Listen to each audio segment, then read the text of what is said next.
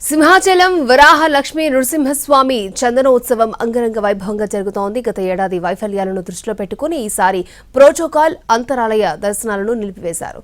2 లక్షల మంది భక్తులు స్వామివారి దర్శనానికి వస్తారని అంచనా. ఆఖరి భక్తుడి వరకు ఎటువంటి అసౌకర్యం కలగకుండా దర్శనం చేయించే బాధ్యతను సమిష్టిగా తీసుకుంటున్నామంటున్నారు అధికారులు. సింహాద్రి అప్పన్న చందనోత్సవానికి సంబంధించి మరిన్ని వివరాలను మా ప్రతినిధి రవిచంద్ర అందిస్తారు. సింహాచలం వరాహ లక్ష్మీనరసింహస్వామి సన్నిధిలో చందనోత్సవం అంగరంగ వైభవంగా జరుగుతోంది. మన దగ్గర జిల్లా కలెక్టర్ మల్లికార్జున ఉన్నారు.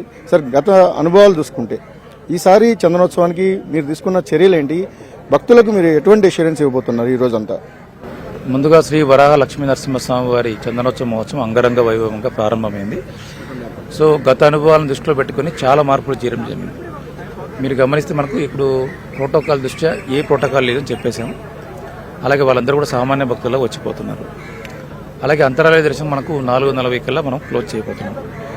దీన్ని మీరు క్యూ లైన్స్ గమనిస్తే ఉచితంగా ఉన్న క్యూ లైన్ కావచ్చు, 300, 1000, 1500 అన్ని క్యూ లైన్లు కూడా చాలా వెడల్పుగా చేయడం జరిగింది. ఒకేసారి 30,000 మంది భక్తులు ఆ క్యూ లైన్లో మనము హోల్డ్ చేయడానికి ఏర్పాటు చేయడం జరిగింది. అలాగే మీరు ప్రతి క్యూ లైన్ బిగినింగ్లో చూడండి, 2 స్కానర్లు మినిమం పెట్టాం.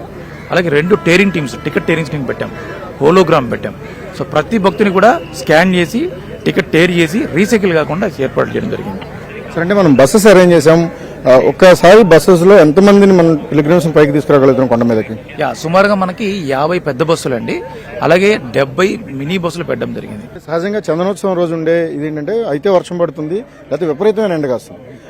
అలాంటి సమయంలోనే భక్తులు ఎక్కువ సఫర్ అయ్యే అవకాశం ఉంది. కాబట్టి వాళ్ళకి సంబంధించినంత వరకు ఎటువంటి ఏర్పాట్లు చేస్తుండే సార్? అదేనండి, మనకు బై గాడ్స్ గ్రేస్ మనకు వర్షం పడింది, వాతావరణం చాలా కూల్గా ఉంది. ఒకవేళ సడన్ గా ఎండ పెరిగినప్పుడు కూడా మీరు గమనిస్తే 30,000 మందికి మొత్తం షేడ్ ఏరియడం జరిగింది. సో 6.5 కిలోమీటర్ క్యూ లైన్ మీద చేయడం జరిగింది. బయట నడిచే భక్తులందరికీ ఫస్ట్ టైం మీరు ఈ పెయింట్ చూడండి. మీరు ఎక్కడ మీకు రిఫ్లెక్టివ్ పెయింట్, కూల్ పెయింట్ వేయడం జరిగింది, ఒకవేళ ఎవరికి కాళ్ళు కాలగొడుతున్న ఉద్దేశంతో. అలాగే మీరు బయట దర్శనం అయిన తర్వాత భక్తులు అన్నదానం వెళ్ళేటప్పుడు కూడా మీ పైన కూడా మీకు షామియానా వేయడం జరిగింది.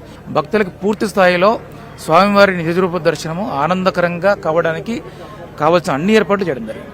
గత ఏడాది వాస్తవానికి చందనోత్సవం ఫైల్ అయింది. ఈసారి అటువంటి తప్పులు పునరావృతం కాకుండా పూర్తి స్థాయిలో అన్ని ఏర్పాట్లు చేశాం. భక్తులే ప్రధానంగా ఈసారి చందనోత్సవం జరుగుతుందని జిల్లా కలెక్టర్ మల్లికార్జున చెప్తున్నారు. కెమెరామెన్ శ్రీధర్తో రవిచంద్రన్ టీవీ, విశాఖపట్నం.